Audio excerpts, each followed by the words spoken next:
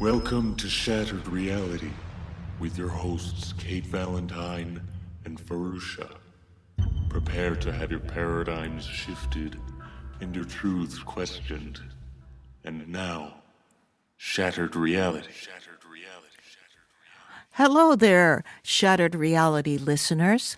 My name is Fahrusha, and we are here today to do our 84th episode. We were hoping to have Kate Valentine here today again, but most unfortunately, she has not quite joined us yet, although she promises that she would really like to join us, and we are hoping for her soon return to Shattered Reality podcast. Now, as I said, today is our 84th podcast. Today, I'm going to slate because that's my background. Today is February 27th, 2019. And our guest for today is an amazing man. He is a retired Air Force captain. And I'm going to just give you a little bit of his bio here. Robert Salas is a 1964 graduate of the U.S. Air Force Academy, serving 7 years on active duty. He flew target drones as a weapons controller, commanded intercontinental ballistic missiles as a launch officer, and worked as an Air Force missile propulsion engineer on the Titan III program. From 1974 until 1995, he worked for the Federal Aviation Administration. In 2005, he published the book Fated Giant, which details the UFO incidents he witnessed in 1967. Salas has been publicly speaking about this incident at UFO conferences on the radio and on television since 1996. He has a master's degree in aerospace engineering and has also been a college professor. So, with no further ado, let us welcome retired Air Force Captain Robert Salas. Hello, Robert. Hello, Fahrusha. I'm very pleased to be with you today. And I'm more than honored and pleased to have you. Now, I would like to start right in with the situation involving Oscar flight in 67. And you can also certainly feel free, and it's probably part and parcel of the story, to talk a little bit about the Echo flight, which happened 1 week prior. You bet. I'll go through it rather quickly, and then, of course, if you have any questions, I'll follow up. In March 24th, 1967, I was on duty. There were in the what we call a launch control center, and under our command, we had 10 nuclear missiles. These were the Minuteman I missiles. I was in the capsule underground, about 60 feet underground, locked in with my commander, who was Fred Mywald at the time, lieutenant. We were both lieutenants.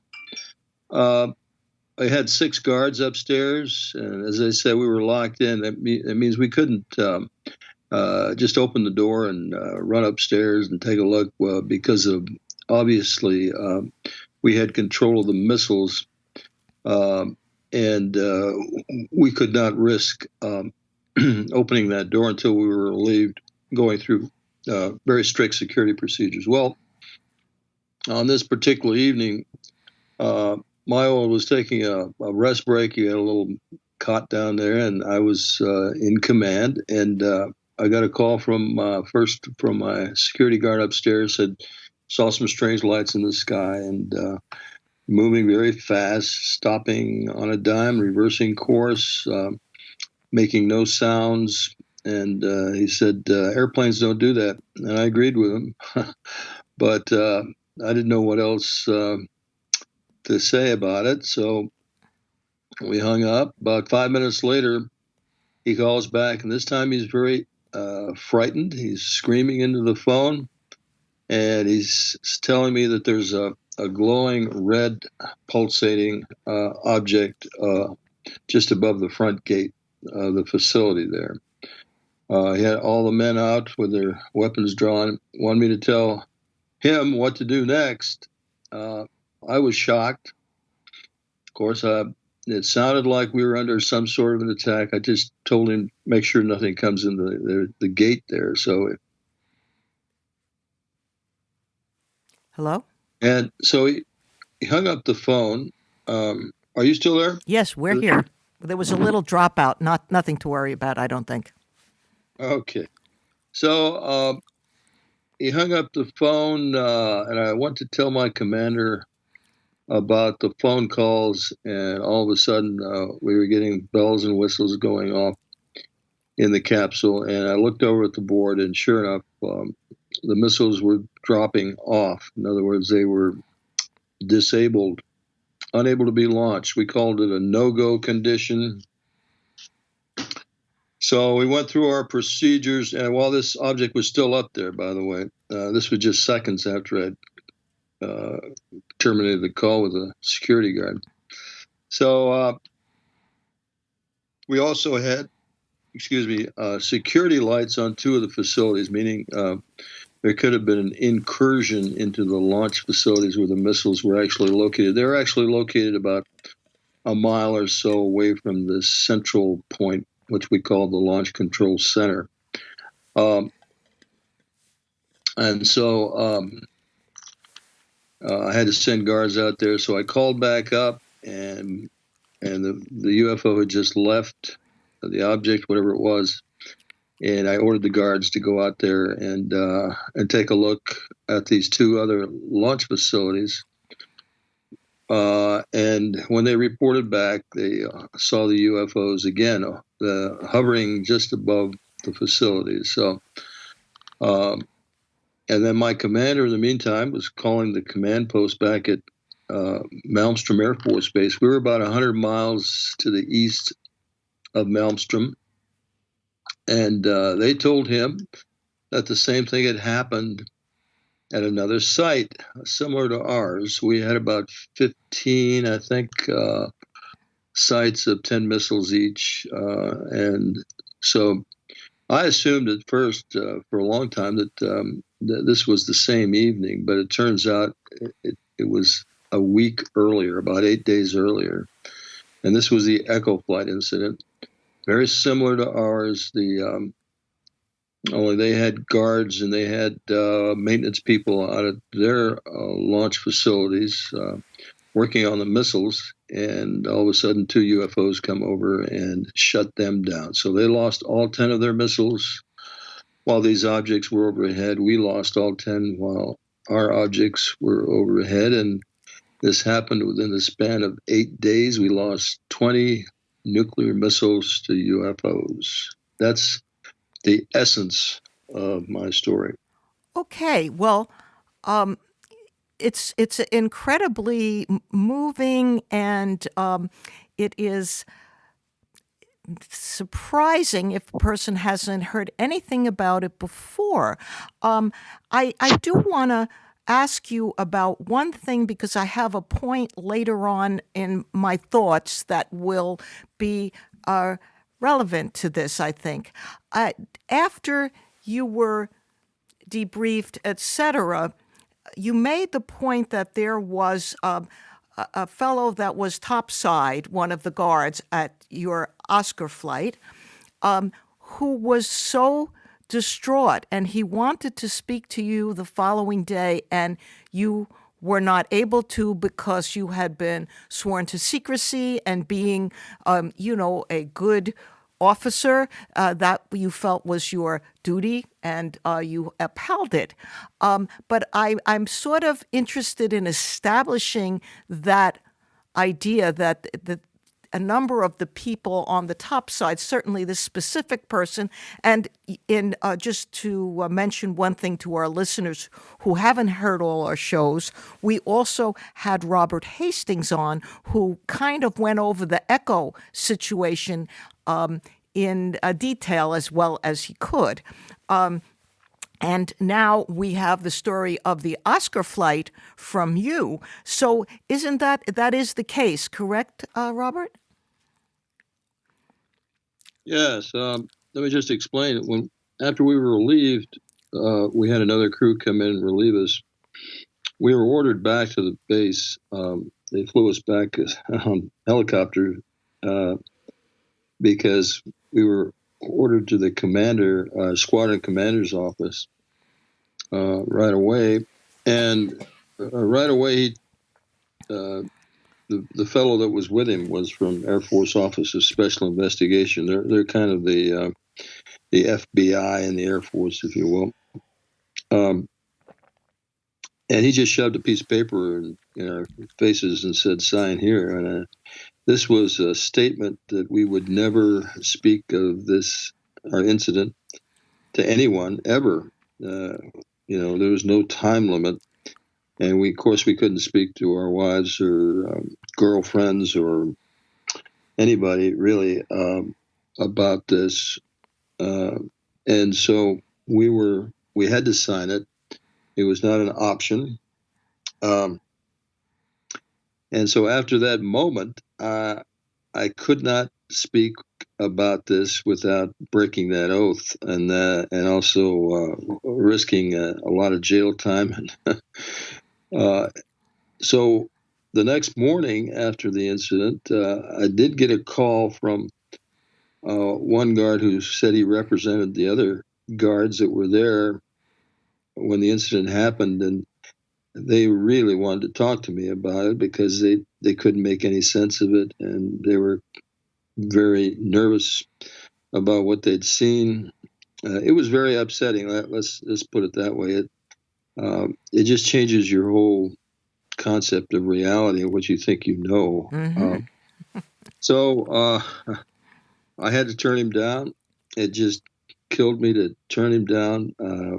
I really did want to speak with him, but if I had done that, I would have been breaking this document, which I'd signed, my non-disclosure statement.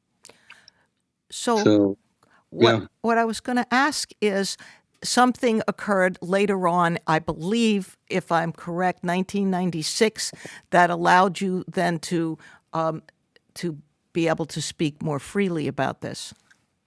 Actually, this was 1994. Okay. I was in a bookstore in Seattle, Washington. I had decided I was going to become a teacher, and so I was in a bookstore and happened to walk by this book called Above Top Secret by Timothy Good. Mm-hmm. I picked up the book and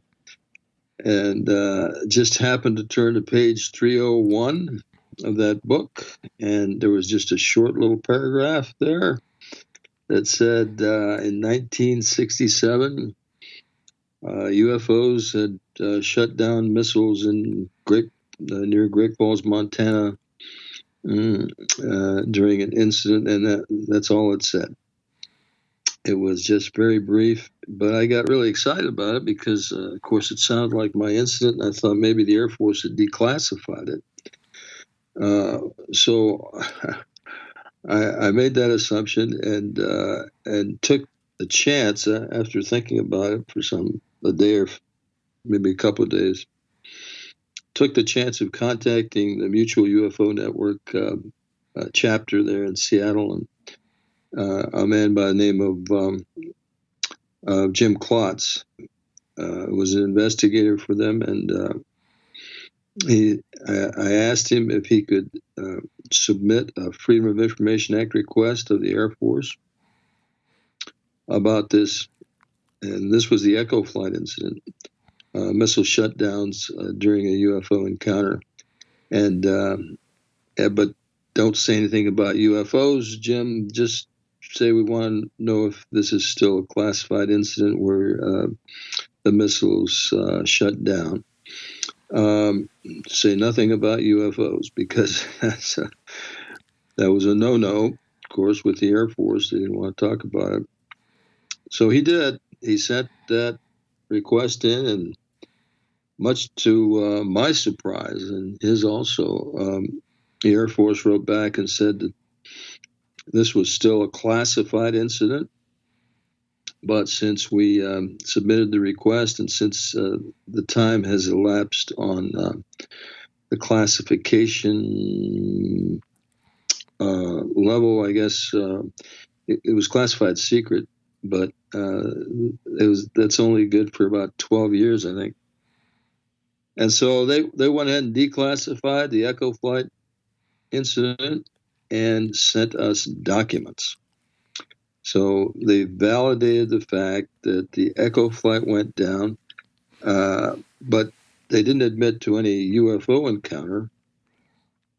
The documents simply said that there was investigations done, but they sent us enough documents where we were able to contact various individuals that they named, and were able to do some pretty good research. Thanks a lot to Jim Klotz. I really take my hat off to him. He did a lot of the contacting of individuals and people, and there was one statement in there on one of the pieces of paper that we got that said, rumor of UFOs around Echo Flight at the time of the incident have been disproven. Aha. Aha. So how did they go about disproving these rumors? So we contacted the guy that wrote that. He said, we never talked to anybody about disproving any rumors, blah, blah, blah. And that kind of got the ball rolling. And so at some point, I think it was late 95 or early 96, I decided to come forward publicly and speak out about the fact that, because I thought it was my incident. I didn't remember I was at Oscar. I just remember the incident, and all the launch control centers looked the same. So at that point, because I had made a conscious effort to forget a lot of the details, I remember I was still under obligation not to talk about it. And so I forgot many of the details, including who my commander was and where I was, what facility I was at, etc. But so I thought I was the one that was at Echo Flight, and that's why originally I had broadcast that. But then I decided to go public and say this was a UFO incident. And I went on various radio shows, and from those, I started getting more witnesses come forward. People that had been involved, and people that had been part of the investigation, and others. And that's how it snowballed into a book, the one I wrote in 2005. Yes, would you mention the name of that book? Or would you? Yeah, that's called Fated Giant. And in there I've got many of the documents I received from the Air Force, and the details of my incident.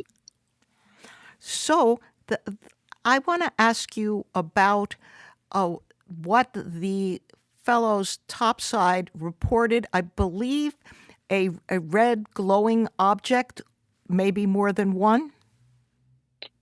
Well, they reported seeing a glowing red pulsating object. It seemed to have some sort of a plasma gas around it. It was large, I'd say 40 to 50 feet in diameter, and it was just hovering silently above the front gate. And that's how they described it. But like I said, there were multiple objects in the area, because we sent two of the guards out, and they saw two. I think it was two over each of the launch facilities where we sent them. And if I'm not mistaken, there were other sightings by civilians outside of the perimeter of the Air Force installations. Yes, absolutely. One of the reasons we were able to confirm the date of the Oscar flight shutdown is because of an incident of a truck driver driving through Belt, Montana, which is about 20 or so miles outside of Great Falls. He was just driving through Belt, Montana, and looks to his left, and he sees this white light pacing him. And a big bright white light. He slams on his brakes, can't make it out what it is, and it stops. And he gets out of his truck, takes a look, and all of a sudden it lands. It flies into a gully and lands. Well, at this point, the truck driver calls the highway patrol. The highway patrolman comes out, Bud Nader, and he sees the object landed on the ground. He and the truck driver both saw this object. So at this point, Nader contacts the Air Force, and the Air Force gets involved. And that was one of many sightings that particular day. The Air Force also had sightings by people on the base. This is at Malmstrom and on radar. And this was written up in the local newspaper. I've got copies of clippings of that report. But there was also an official Air Force report about this sighting. Well, when we contacted Robert Jameson, Jameson was an Air Force captain at the time, I think, but he was in charge of missile targeting crew. So all these missiles had to be retargeted because they didn't receive any serious damage. Simply the navigational system was upset, and therefore the targeting had to be reset. Otherwise, they wouldn't know where to go if they were launched. So anyway, Jameson recalls the reports of the Belt sighting as they were happening. Because he was at the maintenance facility standing by. He was also told that they were standing by because there were UFO reports in the field. And that's how we were able to. He remembers that particular date. Well, the date was in the newspaper, too. So he remembers that particular report. And that's how we established the Oscar flight shutdown date. Wow. Yeah. Mm-hmm. I'm going to ask you to extrapolate for a second, we're going to go off topic for 1 second, because recently we had Grant Cameron on, and he had, as a young man in the early 70s, a number of sightings with a lot of other people just outside of Edmonton, Manitoba, I believe, Canada. And he had these sightings of a red pulsating object along with probably hundreds of other people, or at least scores of other people in that area, which is apparently 5 miles from the U.S. border. Are you familiar with that at all? No, I'm not really familiar with that. I know Grant is a substantially respected researcher, so I don't doubt it. Yeah. I just wondered, just out of curiosity, if you had any idea how far that was from Malmstrom. It seems Montana's right on the Canadian border, and Alberta is just to the north of Montana. I think maybe a little slightly to the east, but pretty close, because I know I've been to Alberta, Calgary. I believe Calgary is there. Yep. So, fairly close. Well, I just point that out as a few years in between, but the description of the plasma-like object is almost identical. And his plasma-like object, it got to be so known in that town that it actually achieved a name. They called it Charlie Red Star. And it was just a phenomena that, well, it set Grant off on his quest for learning about what the UFOs are, but I just wanted to see if you knew anything about that.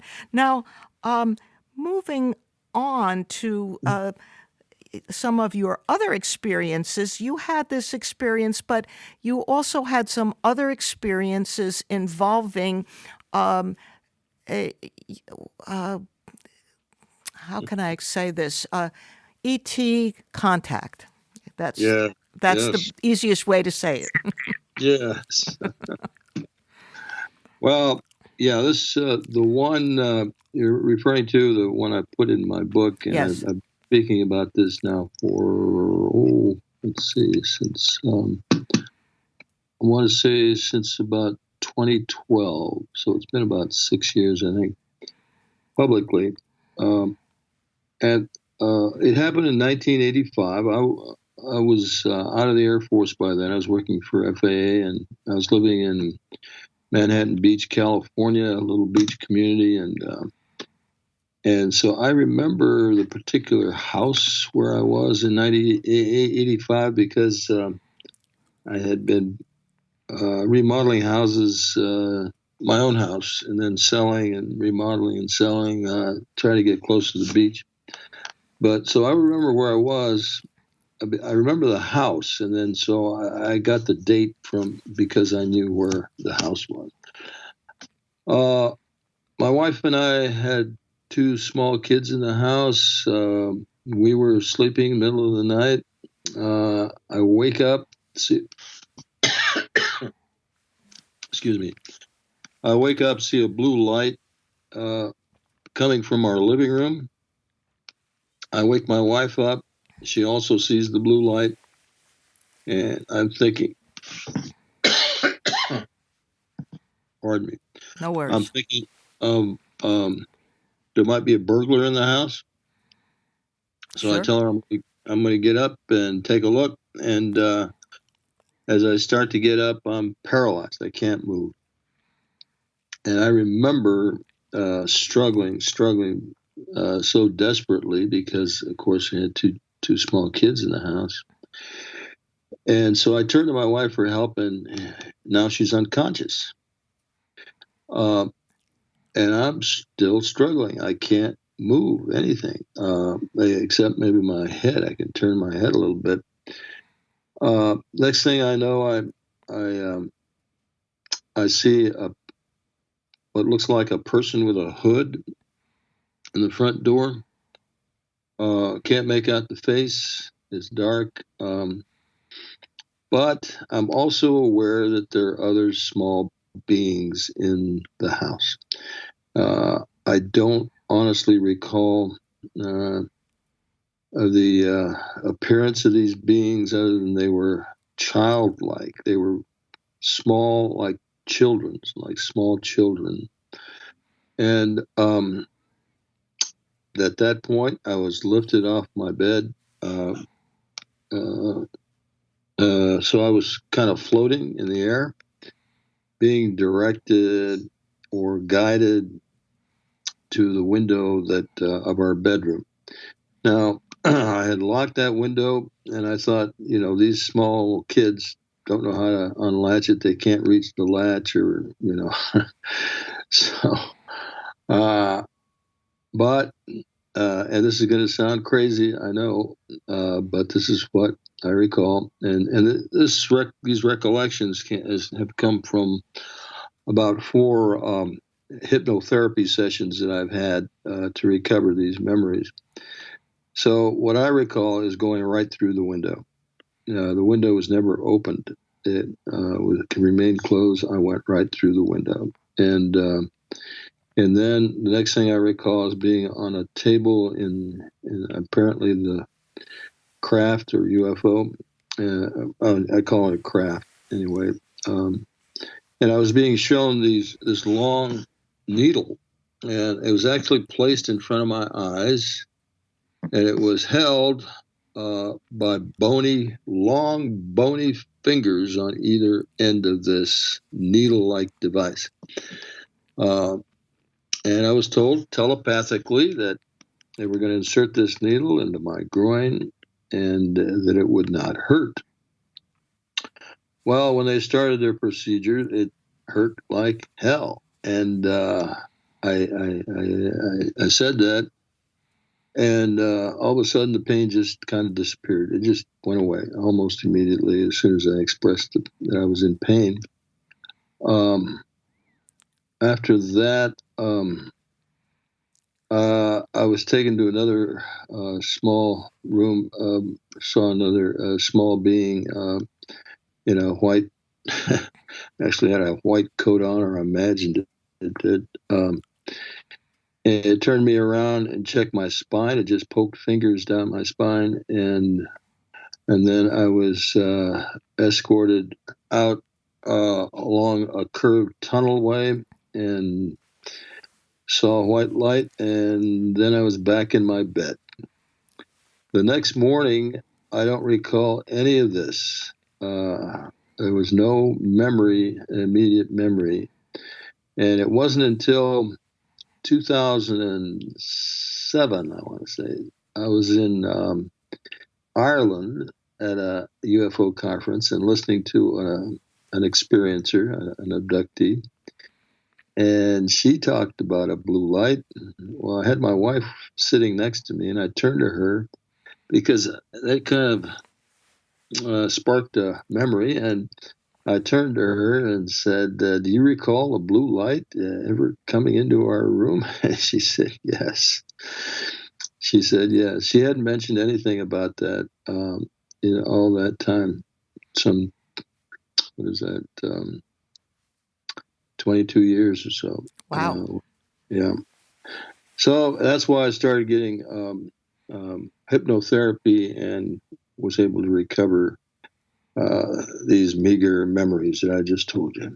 Well, that is very, very interesting. And what I would like to ask you, well, to tell you directly, all of us here are experiencers of some sort, and myself included. And I have written on my blog somewhat extensively about the idea of so-called sleep paralysis. And I say so-called because I think there's a little more to it than that. And I'm going to, my favorite phrase involving this comes from somebody that you know better than I do, though I've met the gentleman a few times, Stanton Friedman. Right. Says, calls humans angry apes with guns. And that was a phrase that I've stolen from him. Stanton, thank you so much for that phrase because I've used it many times.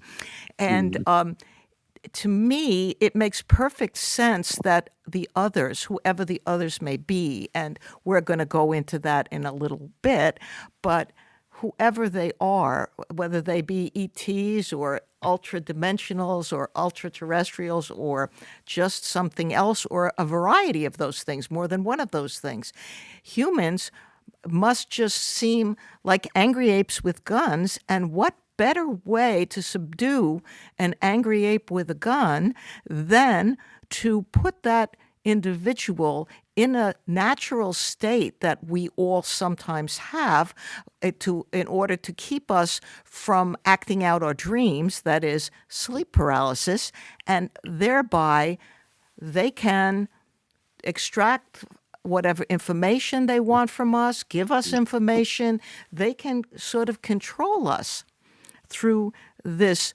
natural biological state that dogs have it, horses have it, cats have it. Yeah, well, I'd like to just make the point that this was not a dream. Okay, no, absolutely not. I believe you 100% that it wasn't, nor were my experiences dreams. So there's no argument from this quarter here about that, though other folks might argue it. But I'm always a little bit suspicious, and suspicious is a kind of overstating it, but I'm suspicious, okay, of people who aren't experiencers who then make pronouncements about what happens to experiencers, okay? Right, I understand. Yeah. So, that being said, Did you, at the time that you recovered this memory, and hats off to your wife. I just understand that she's the most wonderful person who has been extremely supportive in your life to your experiences when as they have emerged. Thank you for mentioning her, and you're absolutely right. She is a wonderful person. Yeah, everything that I've read in here and heard you speak of elsewhere, I can say she is a very, very supportive and wonderful individual. Thank you. But at the time when you recovered this memory, and your wife said she remembered it as well, did you in any way connect it to what happened with Oscar Flight, or was it apart from that? Well, not at first, but the more I think of it, and what I haven't stated is, but I think is true, is that my wife had separate experiences, and I've had other experiences of the same kind. I just don't have all the details nailed down yet, so that's why I haven't spoken of them. But I do have little bits and pieces written down in a journal, and my wife also has bits and pieces. But I think they have been tracking me probably since the missile shutdown incident, and of course I think I've got kind of let's say task to speak about the dangers of nuclear weapons as a result of my experience. So, and that's what I've been trying to do since I started speaking openly, and that is connecting the nuclear weapons issue worldwide to my UFO incidents. Well, that's a noble cause to follow. Absolutely. And let's see. Moving from the actual your experiences you spoke in your book a lot about game theory, which I found rather fascinating. It's something that has always interested me, that is game theory, and how you applied it to the UFO cover-up and how the game is played. Do you want to speak to that for a minute? Yes, I'll talk a little bit about it's called a zero-sum game, and it is a part of game theory. A zero-sum game, very briefly, let's say you and I are playing a game, and the first one that wins 100 points wins the game. Well, if in playing this game, I happen to win 20 points, that means you don't have 20 points, or you've got minus 20 points. So if you add plus 20 and minus 20, you get 0, right? Right. So that's where the zero sum comes from. So what I did is I looked at the game we're playing with what I call the UFO cabal. The UFO cabal, I believe, and I'm convinced, exists. It's an organization composed of probably intelligence operatives in different countries and run primarily by the U.S. because we seem to have more influence in the world, and so I think there is an international organization that's collecting UFO artifacts and UFO testimony, and as knowledge of the main witnesses to actual UFO events. And they're collecting this information, of course, for their own purposes. I think at first they were doing it for their own education and also to protect the public, maybe, from the reaction that might ensue from this knowledge. but I think now it's more of a point of greed and power. Greed because they have derived certain technologies that the UFOs or the ETs possess, and are probably using those for profit. And also, these secrets can be used as bargaining chips for with other intelligence agencies for exchange of intelligence on probably many other things. So I think those are the two main reasons the UFO cabal is keeping these secrets from the public. And so people like you and I, who are trying to reveal the truth of this phenomenon, are engaged, whether we like it or not, in this zero-sum game. Mm-hmm. And of course they engage in ways like, for example, disinformation, and so they earn points with spreading lies about it and ridiculing it, etc. And in other ways, intimidating witnesses, on and on. I go on about it in my book, and of course we gain points by disclosing the truth of the matter, and that's why I think we're engaged in this game. And I'm just not talking about myself, of course. I'm talking about the many other credible witnesses that are out there. Part of the problem, the reason I bring this up, is because part of the problem is some of these stories that are being circulated are false stories, and people that are involved, either knowingly or unknowingly, in spreading these, are hurting our side and helping the other side. So, well, there's the entertainment factor, which is and that too, yes. is really kind of it can be like passingly interesting, but mostly annoying. In terms of, well, have you seen this latest UFO show, Project Blue Book? Yes. I've seen 1.5 episodes, but go ahead. Go for it. Well, there's pluses and minuses to a show like that.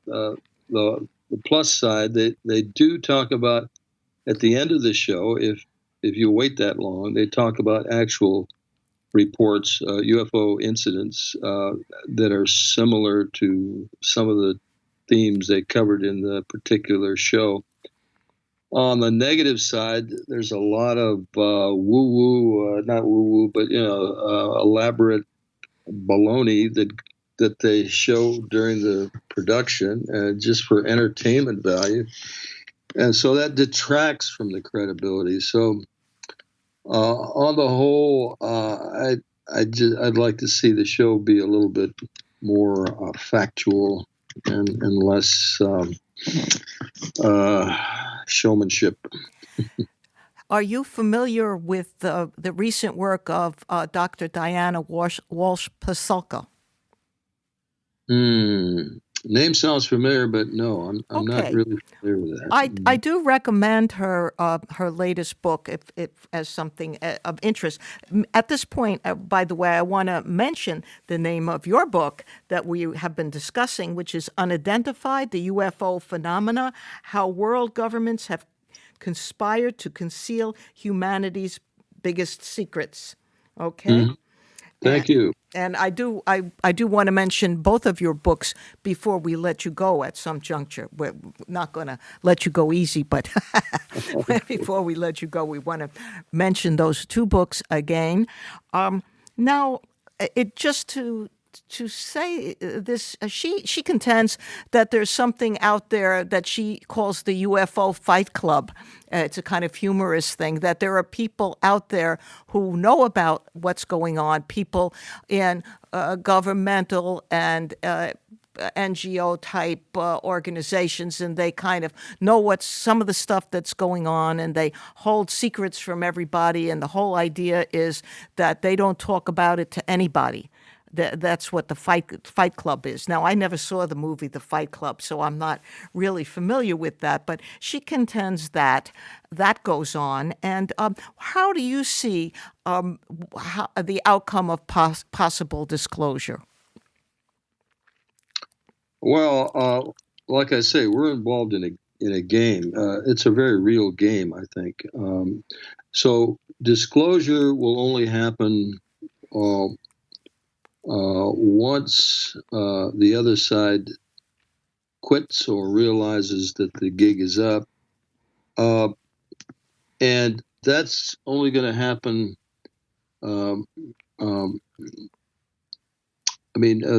One way it could happen, of course, is if ET came down and said, "Here we are, we're real," etc. Another way, of course, if the government, our U.S. government, for example, fessed up and said, "Yeah, we've been covering up this issue for a long time," but I am not going to hold my breath. Either one of those things are going to happen. So, what I think we need to do as a community is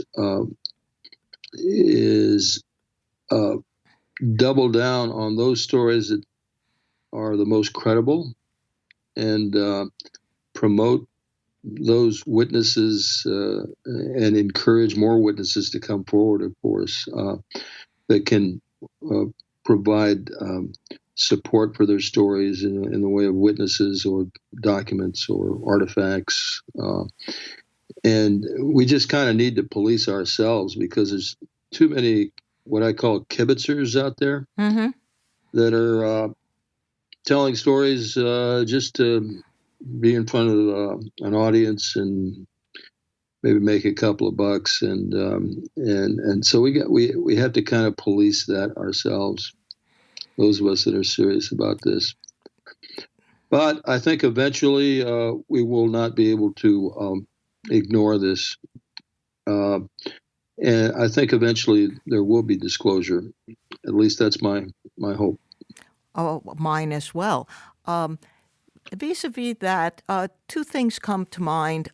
One thing that I recall having to do with the government kind of surveilling some UFO groups at an earlier point in time because perhaps they felt that there could be, say, Russian agents infiltrating local UFO groups because these agents of Russia or other foreign countries, for that matter, may have been trying to gain U.S. military secrets, and some of the things that may have been seen by some investigators could have been advanced aerospace things that the U.S. government was testing in some way or another, and they hope to entrap these foreign agents. Do you think there's any case for that? Well, let me just say that I have no doubt that all of the UFO groups have been infiltrated in the past and possibly even today by either members of the cabal, the UFO secret UFO group, in order to spread disinformation and disrupt the good efforts of those groups. Whether or not there are foreign agents looking for, I think that's a given. They are always looking for. They're with us all the time. I'm sure Russian, you name it, Chinese are involved in trying to get whatever secrets we have about advanced systems, weapon systems. So, yeah, that's going on, no doubt. Vis-a-vis everybody being surveilled, I have to bring up to you and our listeners that I had the most immense pleasure, perhaps, of meeting a person in my entire life when I met Dr. Edgar Mitchell some couple of years before his unfortunate demise. And I asked him, I had been writing a blog, and I had been corresponding with Angelia Joyner, who had she was the reporter from an incident that happened in Texas. Now, all of a sudden, I can't think of the name of the incident, but she had put up a website, and somebody had contacted me or left a message on my blog, and it pointed to the wrong website. That was a debunker website. And when I went in to find out where this debunker message had come from, I found out it came from I'm trying to think of the place in Virginia where the CIA is headquartered. Langley. Yeah, it came from that community, right in that town. And I said to Dr. Mitchell, because I got to have brunch with him and a group of people in Manhattan, and boy, I was on cloud nine. But I said to him, "What are the chances of all the places in all the world that I might get a debunking a message from? What are the chances that it would come from this small community in Virginia, which also is the home of the intelligence services?" And he just laughed, and he said, "No, they're watching you. They're watching everybody a little bit. You know, you may not be under great scrutiny, but they're aware of your activities." I said, "Oh, geez." Absolutely. Oh, Absolutely. boy. I can tell you a similar story. One of my witnesses, I won't give the name, but she was able to track down someone who was monitoring her, and went to a base in California that is a known CIA location. I won't mention it, but same kind of thing. She was able to track that. So yeah, that's further evidence that there is indeed a UFO group, a special UFO group within the U.S. and worldwide that is monitoring all of us who are outspoken about this subject. Well, to sort of conclude this part of our discussion, I wanted to mention something that has come up. I've heard Whitley Strieber speak about this, and it has always been a fear in the back of my heart somewhere. And he has posited on occasion, and he changes his mind as he's allowed to in life, but he has posited at times that the secret of UFOs may be so terrible, such an awful truth, that the government not being one thing, of course, but these black ops situations, that keeping it secret because the truth is just so disturbing and terrible. Oh, well, I don't subscribe to that idea myself. Whitley may have his own reasons. Frankly, if I had to summarize, I think E.T. is on our side. He sees that we've got a lot of problems here on Earth, and not the least of which is our propensity for warfare, and not getting along. And we've come to a crisis point. Many crisis points are getting close. Oh, yes. One nuclear weapons is one.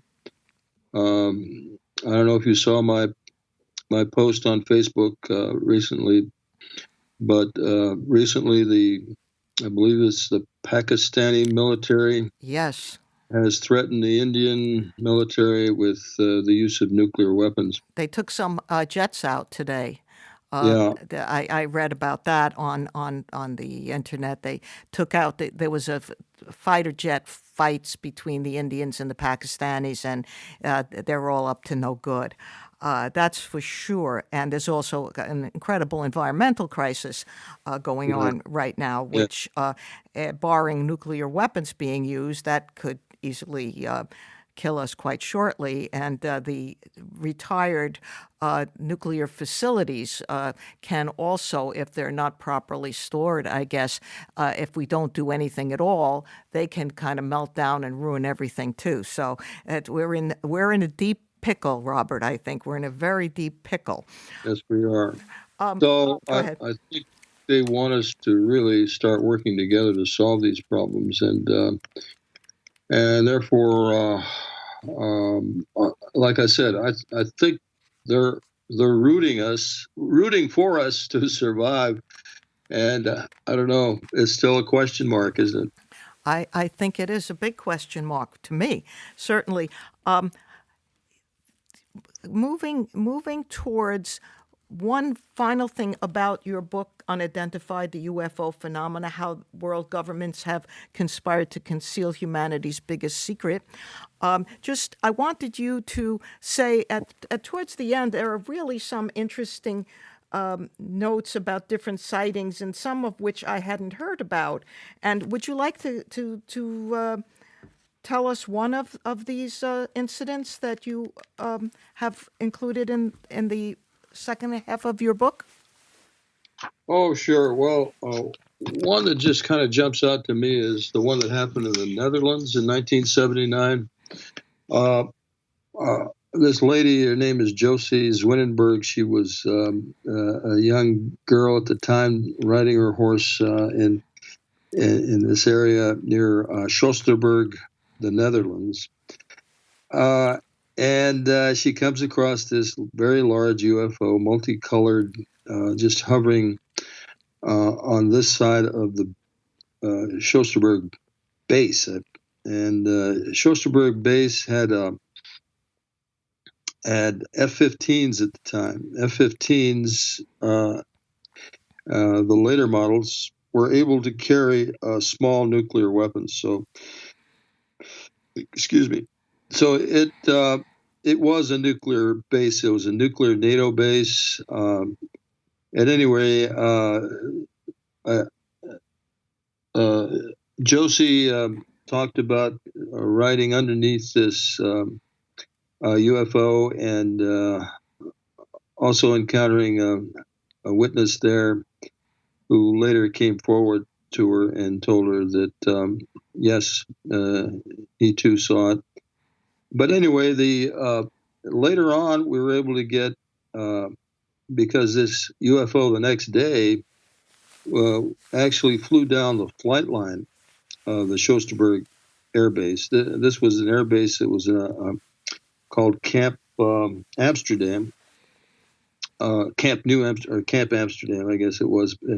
It was a U.S. Base that was being leased from the Netherlands as a NATO base, but this UFO flew down the flight line, and at least a dozen witnesses saw this, and this has been very well documented. And so Josie's story was fully supported by these other 12 witnesses. So it is a very significant case that a lot of people haven't heard a lot about. But again, it's reflective of I think I list 14 other cases where UFOs flew over or were involved with nuclear weapons bases in the world. And I list about 14 of them. And so this is a very real thing that the UFOs are at least bringing attention to the nuclear weapons issue. That is very interesting, and it prompts me to ask you a question because my initial sighting of a UFO was within like a long walk. I would say an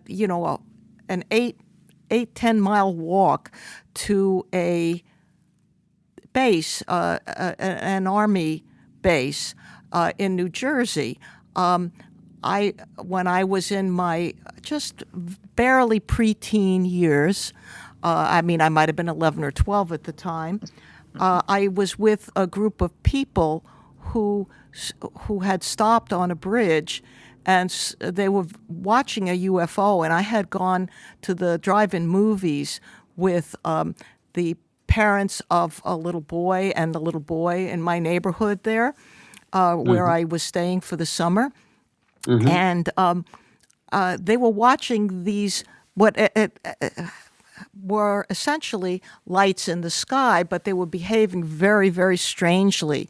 And there was a large light, and there were two side lights, one coming and going out the side, and one which was stationary.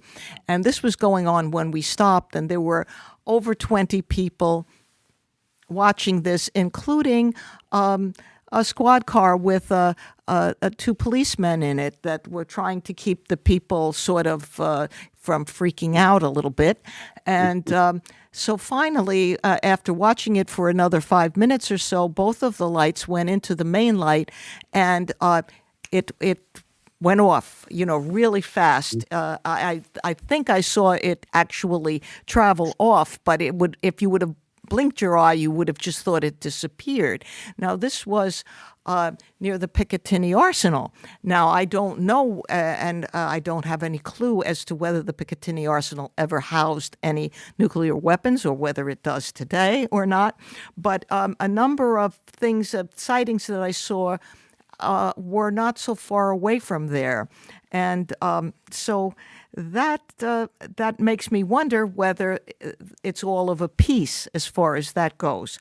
But leaving that behind for a second, what is curious to me is that people see different things in their experiences with the others. And for myself, I have seen like mostly one particular type of alien. I have never been regressed by hypnosis, but mostly I have seen what people call the tall Nordic type of alien. Now, that being said, I did once see something else, but beyond going through what all of that is, and I don't want to burden your time or our listeners' time with that sort of thing, but I wonder how much what we see is what is really there versus what program has been thrown up to our mind. Do you know what I mean? Right. Yes, there are many stories of encounters with extraterrestrials where they seem to remember seeing maybe an owl or some other kind of an animal that later spoke to them or invited them to come with them and things like that. So yeah, I think they do that in an attempt to try to keep you from getting too frightened about what they actually look like. So yes, that is fairly common. So do you think that these phenomena, which range from people seeing talking animals, quite honestly, and I don't mean that in any way to disparage anybody who's seen a talking animal, or people such as myself and I guess Ingo Swann, who saw tall, blonde Nordic types, to people who've seen grays or hooded types or a variety of other types. Do you think it's all of a piece? Is it all one experience that is seen differently by the experiencers, or is it different things? I think there's enough evidence to show that there are many different types of extraterrestrial beings, and one of those types, it's very common to have seen a Nordic type of individual. This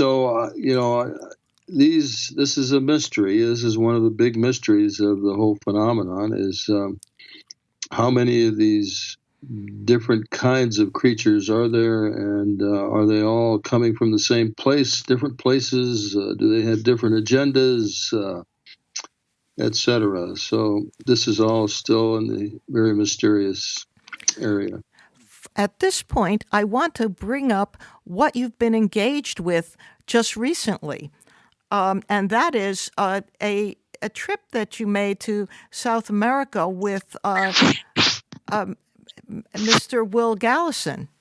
Yes, absolutely. Will contacted me first about coming to Peru with him. And at first I turned him down because I didn't want to be involved in another hoax about these so-called little creatures that they found that might have been hoaxed. Because there have been cases, as you well know, of other hoaxes of this. So I was very skeptical. And then I looked into it further, and what got me very interested, was seeing these loose hands and the long, bony fingers. Because when I looked at those, it brought back the memory of what I saw during my experience, and that was these long, bony fingers holding the ends of this needle that he placed right in front of my eyes. That was one thing. The other thing was the size of these beings, these mummies, was small and childlike. They looked, and again, they reminded me of the types of small creatures that I had been involved with in my experience. So I decided to, on my own dime, like I mentioned, I have not been paid anything to go down there or to talk about this. But on my own dime, I went down there with Will, and we were lucky enough to get invited to attend the talk by the specialists. And there were about, I don't know, half a dozen specialists, and I've got that on my Facebook page, what the discussion was about, and, on each of their areas. And they talked about the anatomy, of course, and the DNA results, and the dating, carbon dating of the beings. And they had very distinct and amazing CT scans and X-rays. They had a lot of evidence presented by some very credible specialists. These were doctors and specialists in their area, and they had written DNA results from respected laboratories. And then, of course, Will and I were lucky enough to be able to actually inspect and hold the mummies themselves. Wow. And I can tell you, I'm convinced these were once real living creatures with 3 fingers, 3 toes, elongated heads. And a lot of people don't realize that these skulls, for their size, for the size of the being, are like 20% larger than our skulls. So they, like I said, it was incredible. And those long bony fingers are exactly what I remember seeing in my experience. Well, I am really looking forward to finding out more about these South American findings. Now, this was in Peru, am I correct? Yes, they were found in the an area of the Nazca area of Peru, which is where the symbolic large symbols were drawn in the sand and on the surface of the mountains there. And you've probably seen those. Yes, and this is from a pre-Columbian time that the Nazca lines were drawn and could only be seen from above. So how they were actually accomplished is a matter of scientific debate, shall we say. The one thing I will say that is quite unfortunate that has occurred prior to this regarding these discoveries is the whole debacle with Jaime Maussan in Mexico and that whole thing. So this is going to be a difficult sell to the American public. Not that you want to sell it, don't get me wrong, but do you understand where I'm going with this? Let me just say that this is the kind of thing that it's being opened up now to other investigators. So we've had one group of serious investigators look at it. I think their plans are to open it up to one of the universities in Peru there to do their evaluation. This is a science. I think the public ought to look at this as a scientific investigation. In other words, nobody's trying to sell anything to anybody. Exactly. Nobody's trying to make money off this, as far as I know. So it'll speak for itself. The science will speak for itself as to whether or not these are real or not. And I apologize for the use of the word sell. I didn't mean it in that way. No, I understand. But I think that having looked at it to some extent, some of the people that are involved, like the French archaeologist who came there, it's just such a shame that as a country we are not more multilingual, that we are not more open to what goes on in other places. That we're a little bit too self-involved in that regard, and the UFO community is no exception to that. Well, I just want to thank you so much for your participation today in our Shattered Reality podcast, and I hope you'll keep us in mind and let us know when you have another book or you've made some further discoveries regarding the South American issue, these mummies, if you will. I'm very, very interested in finding out much more about that, and I know that up until almost historical times, or maybe into historical times, there's a lot of argument about that there were another species living side by side with modern, more or less modern humans in the South Pacific, like in the jungles of Indonesia and other places where they had these like tiny hobbit people. Are you aware of those too? Well, yes. You may be talking about Java Man. Java Man was discovered down in Java, Indonesia. I don't know if I'm talking about Java Man or not. These are like miniature people, or purportedly people that there are some remnants of, and there's some evidence or suggestion that they may not have died out quite as early as initially supposed. And I think in my notes for this broadcast that we're making now, I will kind of put in something in the written notes as to what exactly I'm talking about to a better extent that everybody will know. Yes. I will add to that. I hear what you're saying, and I will add to that in the jungles of Suriname, which is Dutch Guiana,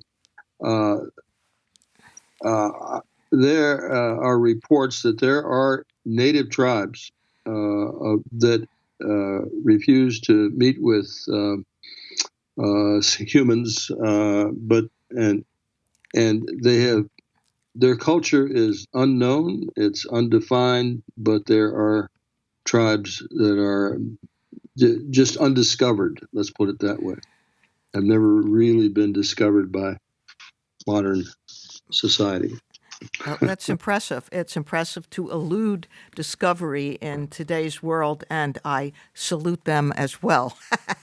They may have the best idea of all. Right. In any case, retired Air Force Captain Robert Salas, thank you so much for being our guest. We're very, very honored to have you on and to speak your truth here. And I am sure everybody who listens will be very, very happy to have listened. And would you please mention your two books and before you go? Thank you, Fahrusha, for inviting me, and I've thoroughly enjoyed it. Yeah, my two books are Faded Giant, written in 2005, and also Unidentified, the UFO Phenomenon, and that was written in 2013, I believe. Both of them you can find on Amazon.com. Okay. Thanks so much, and bye now from Shattered Reality. Bye-bye. Bye. So that was an amazing truth-telling, very amazing accounts by retired Air Force Captain Robert Salas. And I'm so happy that he agreed to be a guest on Shattered Reality Podcast. I do have a couple of I'm almost embarrassed to read these letters to you listeners that people have written to me.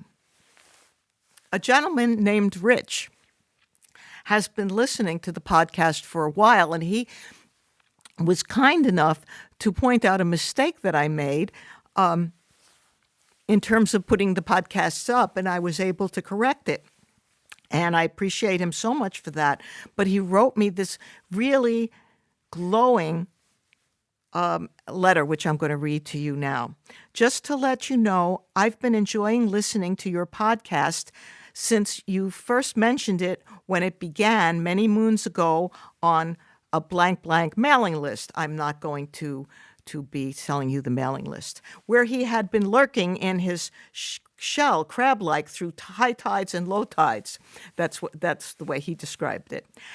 He says, I do hope your co-host, Kate, has returned with this episode, or at least that she will return soon. I have only praise for your solo episodes, but there's something to be said for equilibrium. And I agree. He goes on to say, I used to enjoy listening to your friend David Biedney banter with Gene Steinberg when he co-hosted the Paracast. I would never have known where to find his voice again if Angry Human hadn't been mentioned on Shattered Reality. But his podcast has not had a new episode for years now. If you are aware of anything new from David, please let me know.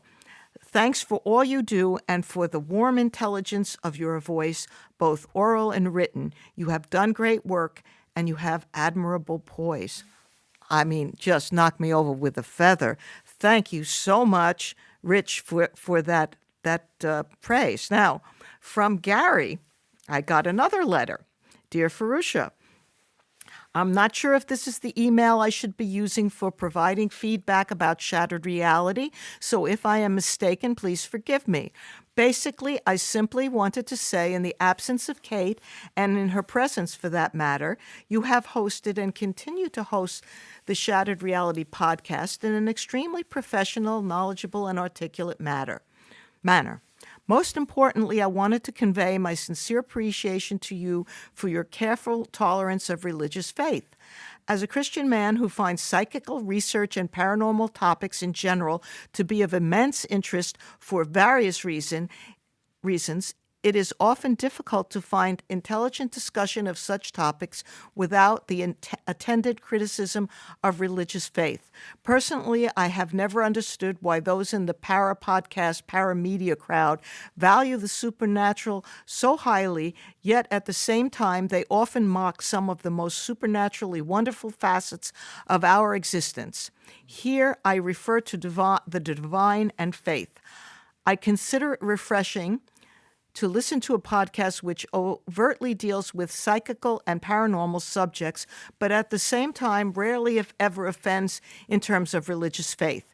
Your sensitivity towards religious faith, even if you do not embrace it yourself, which I do not know, makes Shattered Reality a gem among the para podcasts.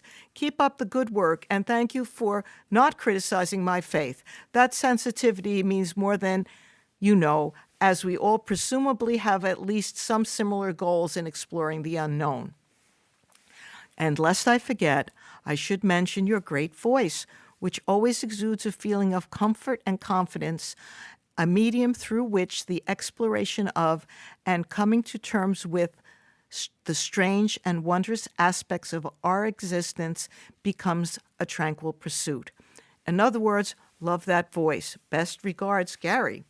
Okay, and finally, this is on some level most amazing of all. Hi, Fahrusha. Just a quick note to reconnect and tell you how much I enjoyed your awesome chat with Laird Scranton. Best, Alex Tsakaris, who is the host of his own podcast called Skeptico. Alex was a guest on our podcast. And I just want to thank these three gentlemen for their kind words to me and to our podcast and our good friends Kate and our trusty and wonderful engineer Bill. And I want to thank those two individuals greatly at this time as well. If you would like to have your thoughts spoken on Shattered Reality, please feel free to contact us through any one of a variety of places where we can be found. That is on Facebook, on iTunes, on YouTube, on either of our sites, which is shatteredrealitypodcast.wordpress.com and shatteredrealitypodcast.com. We tend to have a listener's corner at the end of some of our episodes. So if you are someone who has had a paranormal or anomalous experience, please let us know. And just to our friend Gary, just so he knows, during the course of my life, I have never been an atheist. I have always been somebody who tries to be respectful of different faiths, and I myself have never been an atheist, though I've gone through a variety of different changes spiritually, and I respect all people who respect other people's spiritual practices. And so at this point, I want to say goodbye from Shattered Reality.